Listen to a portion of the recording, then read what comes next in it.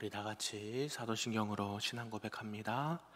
전능하사 천지를 만드신 하나님 아버지를 내가 믿사오며 그 외아들 우리 주 예수 그리스도를 믿사오니 이는 성령으로 잉태하사 동정녀 마리아에게 나시고 본디오 빌라도에게 고난을 받으사 십자가에 못 박혀 죽으시고 장사한 지 사흘 만에 죽은 자 가운데서 다시 살아나시며 하늘에 오르사 전능하신 하나님 우편에 앉아 계시다가 저리로서 산자와 죽은 자를 심판하러 오시리라.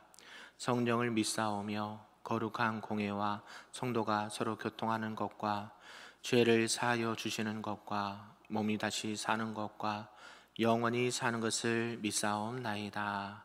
아멘. 우리 찬송 290장 우리는 주님을 늘 배반하나 찬송합니다.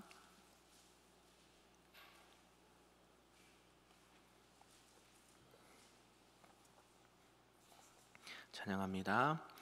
우리는 주님을 늘 배반하나 내 주 예수 여전히 날 부르사 그 참되신 사랑을 베푸시나니 내 형제여 주님을 곧 따르라. 주 널 위해 비네 주 널 위해 비네 주 널 위해 비네 항상 비시네. 주께서 풍성한 은혜를 내려 내 영혼이 나날이 복 받으니 주 예수를 너희도 구주로 섬겨 곧 따르면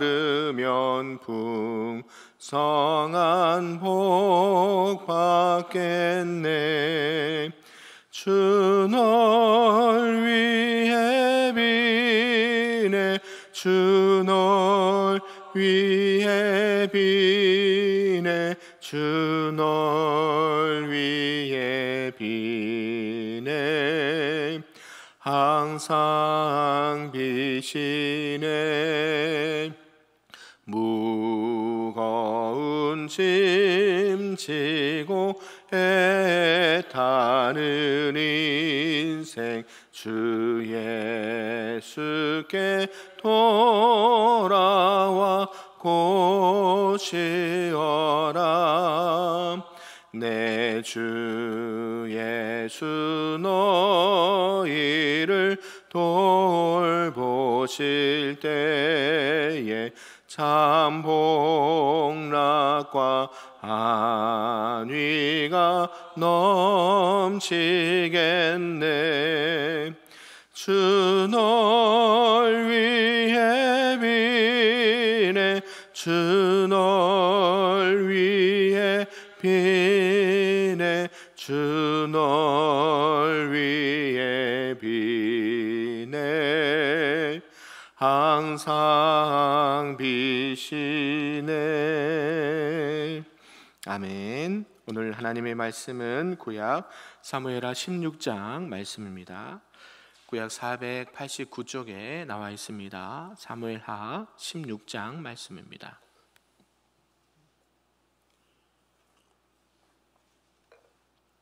우리 한 절씩 교독하겠습니다. 다윗이 마루턱을 조금 지나니 무비보셋의 종 시바가 안장 지은 두 나귀에 떡 200개와 건포도 100송이와 여름과일 100개와 포도주 한 가죽 부대를 싣고 다윗을 맞는지라. 내가 무슨 뜻으로 이것을 가져왔느냐 하니 시바가 이르되 나귀는 왕의 가족들이 타게 하고 떡과 과일은 청년들이 먹게 하고 포도주는 들에서 피곤한 자들에게 마시게 하려 함이니이다.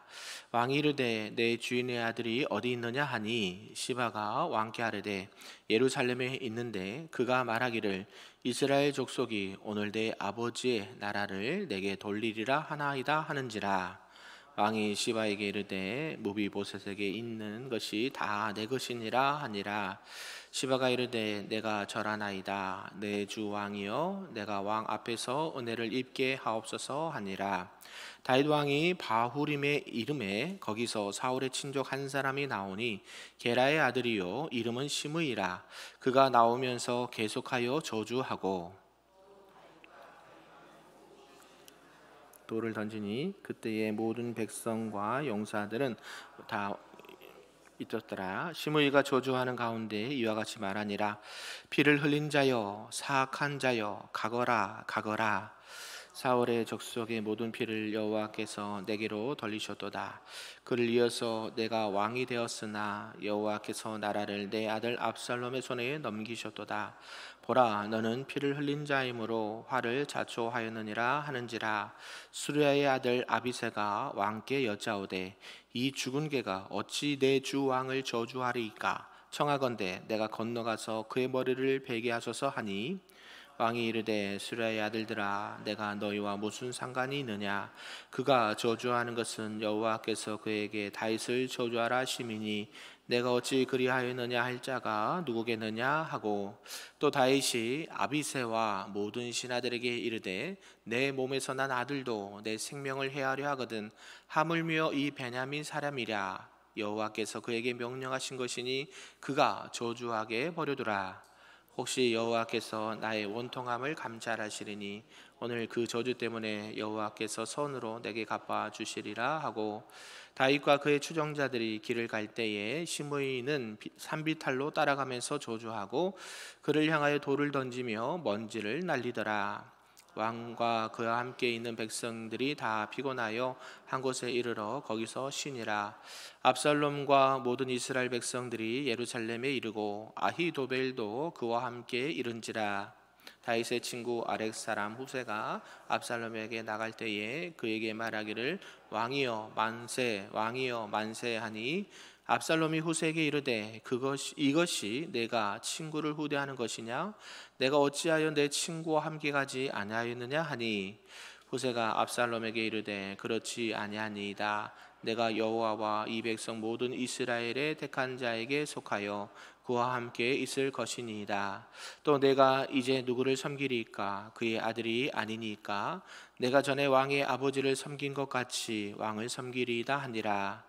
압살롬이 아히도벨에게 이르되 너는 어떻게 행할 계략을 우리에게 가르치라 하니 아히도벨이 압살롬에게 이르되 왕의 아버지가 남겨두어 왕궁을 지키게 한 후궁들과 더불어 동침하소서. 그리하면 왕께서 왕의 아버지가 미워하는 바 됨을 온 이스라엘이 들으리니 왕과 함께 있는 모든 사람의 힘이 더욱 강하여지리이다 하니라. 이에 사람들이 압살롬을 위하여 옥상에 장막을 치니 압살롬이 온 이스라엘 무리의 눈앞에서 그 아버지의 후궁들과 더불어 동침하니라. 같이 있습니다. 그때에 아히도벨이 베푸는 계략은 사람이 하나님께 물어서 받은 말씀과 같은 것이라. 아히도벨의 모든 계략은 다윗에게나 압살롬에게나 그와 같이 여겨졌더라. 아멘. 할렐루야. 오늘 새벽에도 하나님의 크신 은혜가 우리 모두에게 충만하기를 소망합니다. 아멘. 오늘은 이제 사무엘하 16장 말씀입니다. 어제 이제 다윗이 이렇게 피난길에 올랐죠. 이 다윗의 도피와 이 압살롬의 범죄를 오늘 16장에서 말씀해 주고 있습니다. 앞서 이 압살롬의 반역으로 인해서 이 다윗의 고난이 계속해서 오늘도 이어지고 있는 것을 보게 됩니다. 내용을 좀 크게 구분해 보면 다윗이 이제 압살롬을 피해서 이 피난길을 오르는 동안에 이 요나단의 아들 무비보셋의 사환이었던 시바가 다윗을 속이고 이 무비보셋을 모략해서 그의 재산을 가로챘다라는 말씀이 4절까지 기록되어 있습니다. 뿐만 아니라 사울 족속의 하나인 또 5절에서 14절까지는 시므이가 이 다윗과 신하들을 향해서 돌을 던지고 조롱하고 저주를 합니다. 이에 격분한 신하들이 그를 죽이고자 하였지만 다윗은 그것 또한 하나님께서 자신을 향한 징계라 여기면서 인내를 하였다라는 말씀이고요. 15절에서 마지막 끝절까지는 또 다윗의 부탁으로 예루살렘에 남은 후세가 이제 거짓으로 압살롬에게 투항하고 아히도벨이라는 사람이 이제 압살롬에게 이 다윗의 후궁들과 동침하면서 권력 장악을 이렇게 공식화하는 것으로 말씀을 마무리하고 있습니다. 이 다윗의 고난은요, 가정에서 또 권력으로 마침내 인간적인 배신과 모멸까지 이어지는 것을 쭉 보게 됩니다. 압살롬의 반역에 따른 이 다윗의 유랑 생활은 계속되고 있는데 다윗의 사기를 꺾는 일들이 계속해서 이어지는 것이죠. 지금까지 이제 다윗에게 충성스럽던 이 신하들의 모습이 있었다고 한다면 이제는 그와 반대로 이렇게 시바라든지 시므이라든지 아히도벨이 이렇게 다윗을 배반하는 모습들을 보게 된다라는 것입니다. 이런 전체의 내용을 통해서 오늘 우리에게 주신 말씀 몇 가지로 좀 보도록 하겠습니다. 첫 번째는 다윗의 실수와 모욕인데요. 시바는 성품이 참 간사하고 교활했다라는 것을 알 수가 있죠. 이 다윗 왕이 이제 도망갔다, 유랑 생활을 떠났다라는 소식을 듣고 또 머리를 나쁜 쪽으로 씁니다. 흉기를 꾸미죠. 각종 먹을 음식과 또 포도주와 이런 것들을 대량으로 준비해서 이 다윗을 맞이하러 갑니다. 다 이런 시바는 이 압살롬의 반란이 결국에는 실패로 끝날 것이다라는 것을 예견한 듯 하기도 합니다. 그러면서 그는 준비한 음식을 나귀에 싣고 감난산 꼭대기에 피신 중인 다윗에게 이렇게 호의를 베풀러 찾아갔습니다. 이런 시바의 행동은 어떤 모습일까요? 이런 어려운 틈을 타서 자기가 잘 돼보려고 하는 어떤 기회주의자적인 모습을 보이고 있다라는 것이죠. 무비보셋이 원래 누구의 아들입니까? 사울의 몇 번째?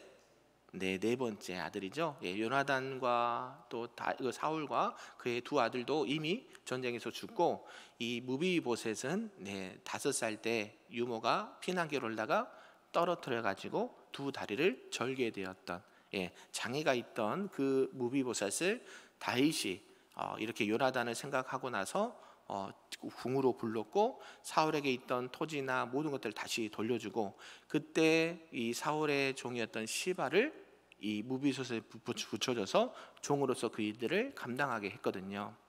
그런데 이제 다윗이 도망자 신세가 되고 어려움이 되니까 어때요? 모든 먹을 것을 챙겨가지고 다윗에게 쭉 갑니다. 그러면서 이렇게 음모를 꾸미는 것을 알게 되죠. 이 먹을 것을 가지고 찾아온 시바에게 무비보셋은 어디에 있느냐, 어떻게 지내느냐 물어봤죠. 그런데 시바는 또 거짓말을 합니다. 자신의 주인 무비보셋이 사울의 왕, 우리 아버지의 왕위를 다시 빼앗을 수 있겠다라는 것으로 생각을 하고 있고 말하고 있습니다 라고 거짓 보고를 하죠. 그런 말을 한 적이 있을까요? 없을까요? 없습니다. 그래서 시바가 이렇게 거짓 증언을 했음에도 불구하고 확인할 길이 없잖아요. 그러면서 무비보셋에 있던 재산, 원래 아버지가 받았던 그것을 아버지에게 빼앗던 것을 무비보셋에 줬는데 그 재산을 너에게 줄게 지금 요구 말씀하고 있습니다. 그래서 전 재산을 시바에게 줄 것을 명령을 하죠. 다윗의 이런 경솔한 판단과 결정들은 우리에게 많은 시사점이 있다라는 것입니다. 인격이 있고 또 신앙이 또 겸비한 자라 해도요 이런 사환의 속임수에 넘어갈 수 있다라는 사실입니다. 그러면서 우리가 항상 깨어 있어야 되고요. 어려운 중에도 힘든 중에도 이런 상황들이 왜 다윗의 입장에서는 어려울 때 도와주는 것으로 경험하잖아요. 지금 피난길에 올라서 지금 안 그래도 힘들고 먹을 것도 부족했는데 잠시나마 이런 먹을 것을 주고 쉴 수 있도록 이렇게 호의를 베푼 것을 보게 되잖아요. 그러니까 다윗의 마음이 열렸고 이 무비보셋에 했던 거짓말에 다시 또 넘어가고 이런 상황이 연출이 됩니다. 그러면서 이제 시므이라는 사람이 나옵니다. 이 사람도 사울의 친족 중에 한 사람이었고요. 자기 지파와 가문에 대해서는 상당한 자부심을 갖고 있던 사람이었습니다. 그리고 아마도 오랫동안 이 다윗에 대한 분노가 이렇게 있었다라는 것을 알 수가 있죠. 언젠간 다윗이 몰락하기를 바랬고 실제적으로 비참한 신사가 되니까 마침내 피난 가는 다윗에게 계속 저주를 퍼붓습니다. 하나님의 기름 부음 받은 다윗을 저주하고 돌을 던졌습니다. 시므이가 돌을 던지면서 저주하고 모욕할 때도 다윗은 잠잠히 있었다라는 것이죠. 그러면서 여기서 볼 수 있는 게 두 번째로 이 다윗의 인품을 볼 수가 있다라는 것입니다. 이 시므이가 이 다윗 일행에 돌을 던지면서 저주를 하자 그 다윗 밑에 있던 부하들이 아비새였거든요. 분노하고 나선 사람이 아비새였습니다. 이 아비새는 요압, 이 다윗 장군 군대의 장군의 요압의 동생이었고요. 다윗의 조카 치고 또 충성스러운 신하였습니다. 그래서 아비새는 9절에 보니까 시므이를 죽은 개라고 표현을 하죠. 이 죽은 개 같은 시므이 내가 가서 처단하겠습니다. 왕이시여 허락해 주옵소서라고 얘기합니다. 여기서 죽은 개라는 표현은요. 당시에 히브리인들이 유대인들이 가장 보기 싫고 하찮은 사람들을 표현할 때 사용했던 은어 욕입니다. 그래서 아비새가 이런 표현을 사용하게 된 것은 그때 전에 이 적수였던 사울이 정말 죽은 개처럼 모욕을 당한 사건을 생각하고 이렇게 표현을 했다라는 것이죠. 아비새가 이 시므이를 처단해 달라고 요청할 때에 다윗은 10절에서 이렇게 말합니다. 내가 너희와 무슨 상관이 있느냐라고 대답을 하죠. 이 말은 아비새의 죄를 일축해 버리고 나의 생각과 그들의 생각이 본질적으로 다르다라는 것을 의미를 하고 있습니다. 그래서 아비새의 청원을 묵살을 하고 이 시므이의 저주를 무엇으로 받아들입니까? 하나님의 뜻으로 받아들이는 다윗을 보게 된다라는 것이죠. 놔둬라. 지금 하나님께서 이 시므이를 통해서 이런 저주를 퍼붓게 하는구나. 저런 이야기도 듣게 하는구나. 놔둬라. 하나님께서 저의 저런 상황들을 보시면서 나의 이런 안타까운 마음을 보시면서 혹여나 은혜를 베풀어서 나를 회복시켜 주시지 않겠느냐. 그러면서 이렇게 아비새의 마음을 이렇게 누그러뜨린 것을 보게 된다라는 것이죠. 다윗은 시므이의 저주를 하나님의 뜻으로 받아들임과 동시에 자신의 억울하고 이 서러운 심정을 하나님께서 아시고 자비를 베풀어 주실 것이다 라고 고대하고 있었습니다. 자기에게 닥쳐진 모욕과 수욕을 묵묵히 감내하다 보면 자신의 죄가도 사해 주실 것이다. 자신의 죄를 용서해 주실 것이다 라는 믿음이 있었다라는 것이죠. 그런 곳에서 시므이는 아랑곳하지 않고 계속해서 이렇게 쫓아다니면서 다윗 일행을 위해서 저주하고 또 티끌을 날렸다라고 말하고 있거든요. 사랑하는 성도 여러분, 이런 모습을 통해서 저와 여러분은 무엇을 생각하게 됩니까? 어떠한 경우에도 우리가 늘 깨어 있어야 되고 또 여러 가지 상황들이 우리가 생각지 않고 어려움에 당한 또 듣기 거북한 말들도 들을 수가 있다라는 것이죠. 그때 아비새처럼 흥분해서 이렇게 극단적으로 일을 처리하는 것이 아니라 하나님께서 주신 마음으로 또 배려하고 용서하고 품을 수 있는 하나님의 사람들이 되기를 소망합니다. 그래서 그게 하나님의 일하심을 기대하는 마음이고 또 회복시키고 또 용서해 주시는 하나님의 은혜를 긍휼을 구하는 줄로 믿습니다. 하나님께서는 죄를 미워하시지만 진심으로 회개하고 마음과 심정으로 나오는 자를 그런 마음과 그런 자세로 나오는 자들을 용서하시고 다시 회복시키신다라는 믿음 가운데 확신 가운데 거하시는 저와 여러분 되기를 간절히 소망합니다. 아멘. 이제 마지막 세 번째는 이제 악인의 계교를 따르는 압살롬이라는 것이죠. 이제 후세가 있습니다. 다윗의 친구였던 이 후세가요. 이제 다윗을 쫓아가다가 이 다윗의 부탁으로 왕궁으로 돌아오게 됐고 이 압살롬 일행을 감시하는 역할을 했다라는 것이죠. 그러기 위해서는 이제 압살롬이 자기의 의중을 파악하지 못하도록 철저히 이렇게 숨기고 감출 필요가 있었다라는 것이죠. 압살롬은 이제 왕궁에 입성을 합니다. 그리고 자기에게 축하하는 많은 무리들 중에 후세가 있는 것을 깜짝 놀라죠. 왜냐하면 후세는 누구의 친구입니까? 예, 다윗의 친한 친구였고 다윗의 신하였기 때문에 그가 다윗과 함께 가지 않았던 것을 의아해하고 지금 그 후세라는 사람이 나를 환영하고 있다는 것이 이상하게 보여졌기 때문이죠. 압살롬은 이 다윗의 친구인 후세가 자기를 환영하면서 일단 그 환영 때문에 의심을 품고 그에게 진리를 캐고자 조롱 섞인 말을 합니다. 내가 나를 섬기고자 하는 것이 내 친구 다윗을 배반하는 행위가 아니냐라고 질문을 한 것이죠. 그래서 후세는 자신에 대한 이 압살롬의 의심을 불식시키기 위해서 이 압살롬의 이런 정권이 왕이 오르는 것이 아주 합법적이다, 아주 잘 됐다라고 거짓으로 인정을 하죠. 이렇게 해서 후세는 이제 압살롬을 완전히 속이는데 성공을 했습니다. 그러면서 이제 모략의 사람이었던 아히도벨이 나오지요. 예루살렘에 입성한 이 압살롬이 모사 아히도벨 모략을 가르쳐 준 것을 명합니다. 우리도 뭐 정치나 또 선거나 이런 거 있으면 항상 이런 데서 유능한 또 이렇게 지혜가 있는 사람들에게 조언을 구하거나 영입을 해서 이렇게 하지 않습니까? 김땡땡이라는 분이 계시잖아요. 김종인 씨인가요? 네, 그런 분들을 뭐 여당이나 야당이나 뭐 큰 선거가 있으면 항상 그분에게 조언을 구하고 지혜를 구하고 그런 분들이 있다라는 것이죠. 이 아히도벨이라는 사람이 그런 인물이었습니다. 당시에 이 압살롬이 모략을 계속 가르쳐 달라. 너는 이제 내가 이 이스라엘 왕으로서 내가 통치를 할 텐데 어떻게 하면 이 왕권을 강하고 또 힘있게 잘 유지할 수 있겠는가 모략을 알려달라라고 요청을 하죠. 근데 아히도벨이 나온 모략이 무엇입니까? 그것은 다윗의 후궁들과 더불어 동침을 하라라는 것이었습니다. 이러한 모략은 결국 나단 선지자가 했던 예언의 말씀이 이루어지는 것을 보게 되는 것이죠. 이 모략의 목적이 다윗의 폐해를 확실히 하고 압살롬의 왕권을 굳히기 위함이고 이 다윗을 배반하고 압살롬을 지지하는 자들의 사기를 높이는 결과를 가져오기 때문입니다 라고 이야기를 하죠.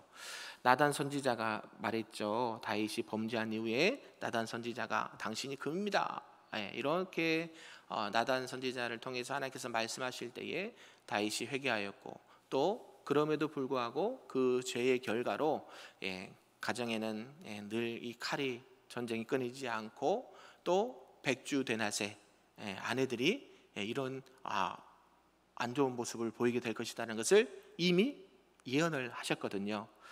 이게 실제로 이루어지는 것을 보게 된다라는 것입니다. 그런데 많은 사람들이 보는 앞에서 이 저질러진 압살롬의 행위는요 있을 수 없는 일이죠. 왜 그럴까요? 뭐 그때 당시에 고대 근동 그 지역에서는 그렇게 자신의 어떤 힘과 권력을 상징하기 위해서 어느 한 나라를 정복하면 이런 일들이 있었다라는 것이죠. 그러니까 이게 처음 있는 일은 아닙니다. 그러니까 아히도벨도 지금 압살롬 왕이시여 이 다윗이 이제 물러나고 압살롬의 왕권을 강하게 하고 이스라엘 백성들의 마음을 얻으려면 보여줘야 됩니다. 그러면서 정말 이 모든 힘이 압살롬에게 갔구나. 다윗이 정말 이제 다 끝났구나. 이것을 보여줄 필요가 있었다라는 것이죠. 그래서 이런 모략을 이런 정말 제약의 모습들을 압살롬에게 얘기하고 압살롬이 이렇게 이런 일들을 행했다라는 것이죠. 그런데요, 이것은 레위기 18장 16절에서 18절에 말씀하는 것처럼 어미의 하체나 또 다른 이렇게 첩의 하체를 범하지 말라라는 하나님의 말씀을 명령을 정면으로 대적하는 말씀입니다. 그러니까 후궁들이었기 때문에 다윗의 후궁들이었기 때문에 누구의 그 아내입니까?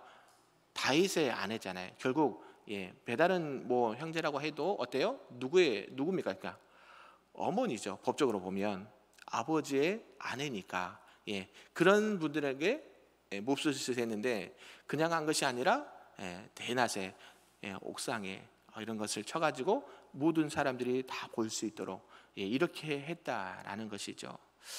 사랑하는 성도 여러분, 오늘 말씀을 좀 정리하겠습니다. 오늘 하나님께서는 이 다윗의 피난길에 오르고 또 다윗이 또 그런 중에도 점점 더 어려움을 당하고 배신을 당하고 정말 생각하기도 싫은 이 끔찍한 일들을 보고 듣게 되었습니다. 우리는 말씀을 통해서 회개와 순종의 사람이고 하나님의 마음에 합했던 이 다윗 왕도 악인들로부터 혹독한 저주와 욕을 당하는 비극적인 장면을 이렇게 보여주었다라는 것이죠. 다윗 왕이 당하는 이 고통을 통해서 하나님께서는 사랑하는 자녀들에게 때로는 이 고통의 징계를 내리시고 또 그것이 하나님의 말씀이 성취된다라는 것을 우리가 보았습니다.